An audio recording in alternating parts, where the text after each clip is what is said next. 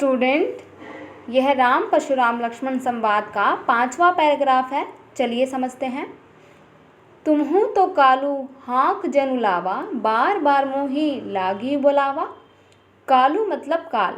तो यहाँ लक्ष्मण जी कहते हैं मुनि परशुराम को, आप तो मानो काल को हाक लगा लगा कर उसे मेरे लिए बुलाते हैं। सुनत लखन के वचन कठोरा, परसु सुधारी धरेऊ कर घोरा। यहाँ लक्ष्मण के कठोर वचन सुनकर परशुराम ने अपने भयानक फारसे का सुधार कर ठीक प्रकार से अपने हाथ में ले लिया और बोले, अब जनी देई दासु मोहि लागू, कि अब मुझे दोष मत देना। दोषु मोहि मतलब दोष मुझे मत देना। कटुबादी बालकू बद जोगू। कटुबादी मतलब कठोर कड़वा बोलने वाला, बद जोगू मतलब वध के योग्य। वह कहते हैं कि यह कटुभाषी बालक वध करने के योग्य है। बाल बिलो के बहुत मैं बाँचा, कि मैं बालक जानकर इसे बहुत बार बचाया। अब ये हूँ मन निहारा भासाचा, पर अब यह सचमुच मरने के लिए आतुर हो गया है। इन पंक्तियों का अर्थ है कि जब लक्ष्मण के कठोर वचन सुनते हैं तो परशुराम जी बहुत क्रोध में आ जाते हैं और वह कहते हैं कि मैं इस बालक के कठोर वचन सुनने के बाद भी इसे मार नहीं रहा हूँ, लेकिन यह स्वयं ही मरने के लिए आतुर हो रहा है। कौशिक कहा क्षमया अपराधु, बाल दोष गुण गनाही न साधु। कौशिक मतलब विश्वामित्र के लिए कहा गया है। तो विश्वामित्र कहते हैं कि आप इसके अपराध को क्षमा कर दीजिए। बाल दोष गुण गनाही न साधु मतलब कि जो साधु लोग होते हैं वो बालक के दोष और गुण को नहीं गिनते हैं, अर्थात ध्यान नहीं देते हैं। खर कुठार में अकुरन को ही, आगे अपराधी गुरुद्रोही। अब परशुराम जी फिर बोलते हैं, देखो मेरी तीखी धार वाला ये कुठार, मैं क्रोधी और दया रहित तथा ये गुरुद्रोही और अपराधी मेरे सामने उत्तर दे रहा है।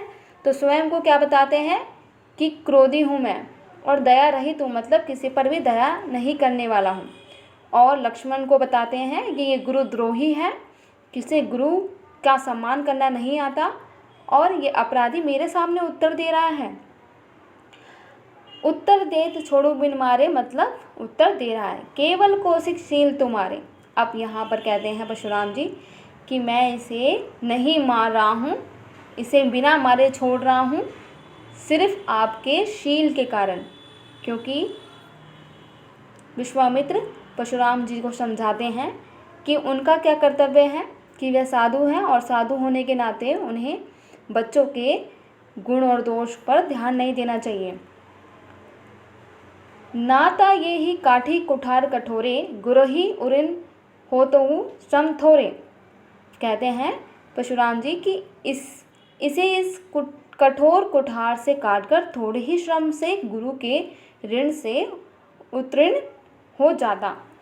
वह स्वयं को इसलिए रोकते हैं क्योंकि विश्वामित्र उसे साधु होने के बारे में बताते हैं कि साधु लोग क्या करते हैं, और वह परशुराम जी विश्वामित्र को कहते हैं कि मैं इसे अब तक मार चुका होता और जैसे ऋण से मुक्त हो जाता, लेकिन आपके शील के कारण मैं इसे नहीं मार रहा हूँ।